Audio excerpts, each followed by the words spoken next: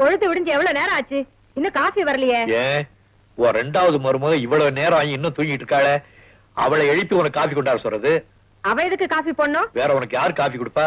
வழக்கமா போட்டு கொடுப்பாளே மகாராணி சாந்தி தான். என்னடி பைத்தியக்காரியா இருக்க? அவ புருஷனை தான் உன் மக இல்லைன்னு சொல்லிட்ட, அப்புறம் அவ எப்படி உனக்கு காபி கொடுப்பா?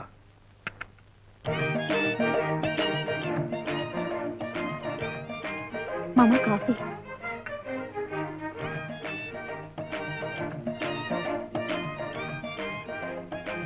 ஃபர்ஸ்ட் கிளாஸ், அமிர்தம் மாதிரி இருக்கு. ராஜேஸ்வரி, காபி எப்படி இருக்கு? எனக்கு எப்படி தெரியும்? எனக்கு தான் குடுக்கலையே. அடடே, உனக்கு கொடுக்கல, அதனாலதான் காபி நல்லா இருக்கு. அம்மா, இவ்வளவு நேரம் ஆச்சு எங்களுக்கு காபி வரல. எனக்கே குடுக்கலடா. ரேகா, இன்னைக்கு ஒரு நாளைக்கு காபி போடுமா? என்னால அடுப்படையில போய் வேலை செய்ய முடியாது. வாங்க ஹோட்டல்ல போய் சாப்பிடலாம். எனக்கு நீங்களே போட்டு சாப்பிடுங்க. வாங்க.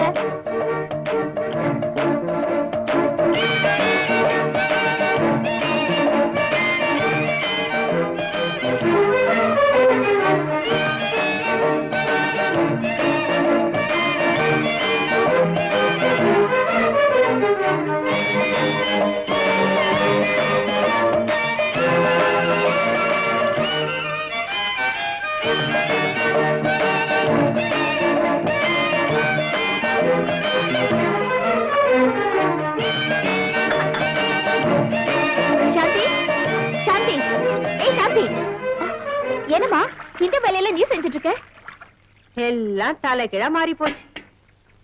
இப்ப எல்லாம் இந்த வீட்டுல எல்லா வேலையும் நான் தான் செய்யறேன். அதுக்காக இந்த ராஜேஸ்வரி தோத்துட்டதான் நினைக்காத. சரியான நேரத்துக்காக காத்துக்கிட்டு இருக்கேன். அந்த சின்ன மருமகளை என் கால்ல போட்டு மிதிக்கல, நான் வாழ்ந்ததுக்கே அர்த்தம் இல்லாம ஆயிடும். அம்மாடி, கொஞ்சம் கூட மாட ஒத்தாசை பண்ணுமா? ஐயோ, இந்த வேலையில செஞ்ச எனக்கு பழக்கம் இல்ல. வேணா என் புருஷனை அனுப்பி வைக்கிறேன்.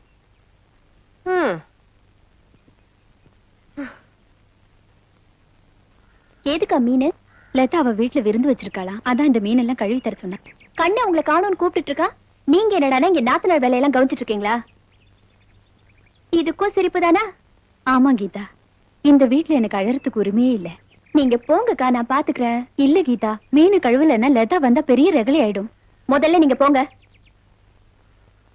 போங்கன்னா சும்மா அவ வரட்டும், நான் பாத்துக்கிறேன்.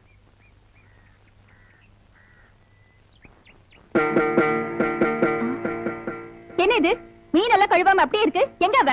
யாரு? எல்லாருக்கும் பேருன்னு ஒண்ணு இருக்குல்ல, மரியாதையா பேரை சொல்லி கேளு. அதான் அந்த சாந்தி. அவங்க இங்க இல்ல. அவங்கள நீ இப்ப பாக்க முடியாது. நீ யாரு என்ன தடுக்க? காலங்கத்தால என்ன இங்க கலாட்டா? பாருமா, மீனை கழுவ சொல்லி சாந்தி கிட்ட கொடுத்தேன். அவ கழுவாம அப்படியே போட்டு போயிட்டா. அவளை பாக்க போலான்னு சொன்னா இவ கூடாதுன்னு எங்கிட்ட சண்டை போடுறா. நான் ஒண்ணு சண்டையெல்லாம் போடல. இங்க பாருங்க அத்தை, இந்த வீட்டு வேலை எதுவா இருந்தாலும் நாங்க செய்யறோம். ஆனா இந்த அடுத்த வீட்டுக்காரங்க வேலையெல்லாம் எங்களால செய்ய முடியாது. செஞ்சா என்ன, குறைஞ்சா போயிடுவ. லதாவுக்கு மீன் கழுவ தெரியாது, கொஞ்சம் கழுவி கொடு. இந்த காக்கா குருவி கதையெல்லாம் என்கிட்ட வேணாம். இத பாருங்க, உங்க பொண்ணுக்கு மத்தவங்க மேல எரிஞ்சு விழ கத்து கொடுத்திருக்கீங்கல்ல, இப்ப மீன் கழுவவும் கத்து கொடுங்க.